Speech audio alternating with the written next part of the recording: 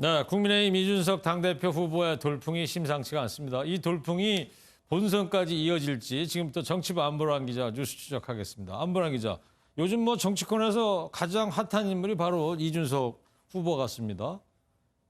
이준석 현상이다, 신드롬이다 이런 신조어까지 나오고 있는 판인데 후원금도 쏟아지고 있다면서요? 네, 그렇습니다. 국민의힘 이준석 당대표 후보 지난 28일 자신의 SNS에 10,000원의 기적을 만들어 보고 싶다 이런 글을 올렸는데요. 당대표 경선 후보 후원에는 법적으로 1억 5천만 원까지 모금할 수 있는데 사흘 만에 계좌를 다 채웠습니다. 한도액 1억 5천 오늘까지 거의 다 채웠다는 얘기인데 그러면 약속대로 10,000원씩만 기부를 받은 거예요? 어떻게 한 거예요? 네, 그렇지는 않습니다. 평균 한 5, 6만 원 정도 후원한 걸로 보이는데요. 네. 100원, 300원, 400원, 500원도 각 한 명씩 있다고 합니다. 아, 그래요? 이준석 후보 캠프 관계자는 어떻게든 돕고 싶은 2030 세대의 마음이 담겼다 이렇게 설명을 했습니다.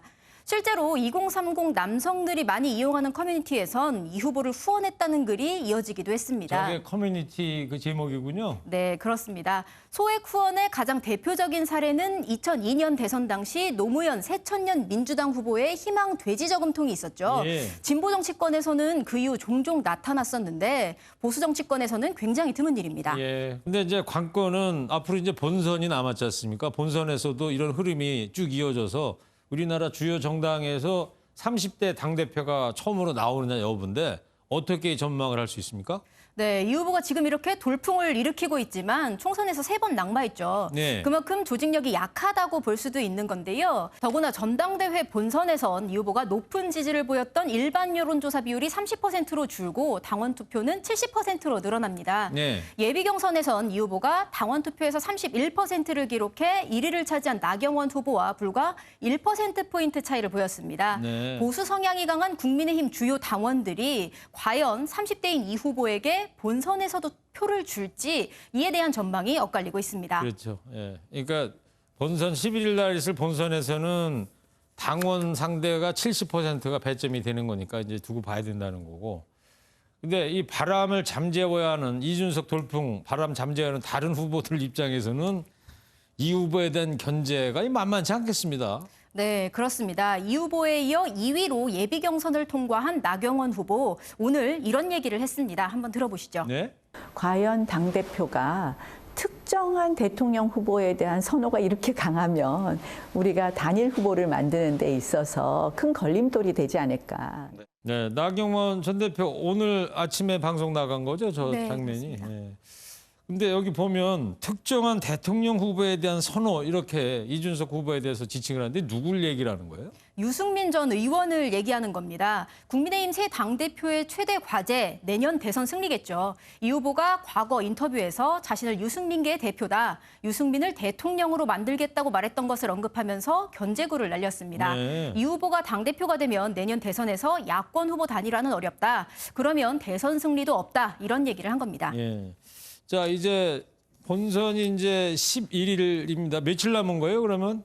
네, 말씀하신 것처럼 국민의힘 전당대회 오는 6월 11일 열립니다. 꼭 12일 남았는데요. 오늘 광주를 시작으로 부산, 울산, 경남, 대구, 경북 등 5차례 합동연설회가 있고 TV토론도 5회 예정돼 있습니다. 투표는 7일부터 모바일 투표 이틀, ARS 투표 이틀 이뤄지는데요. 당원들의 마음을 사로잡아 이 후보의 바람이 더 거세질지 아니면 미풍에 그치게 될지 관심이 쏠립니다. 네.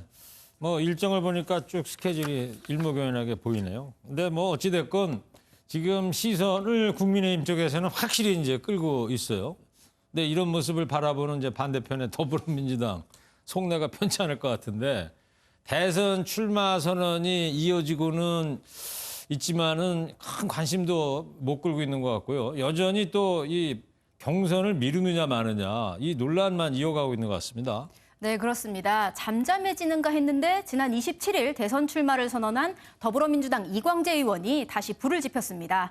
오늘 연합뉴스와의 인터뷰에서 백신 문제가 해결됐을 때 경선을 시작하는 것이 국민들에 대한 예의, 이렇게 말하면서 대선 네. 후보로서는 처음으로 경선 연기를 주장했습니다. 그러니까 집단 면역 70% 그 얘기를 하는 거군요. 그렇다면 11월 얘기를 하는 것 같은데요. 그렇습니다. 친노, 친문 적통으로 꼽히는 이 의원인 만큼 이런 주장에 다시 힘이 실리게 될지 관심이 쏠립니다. 네.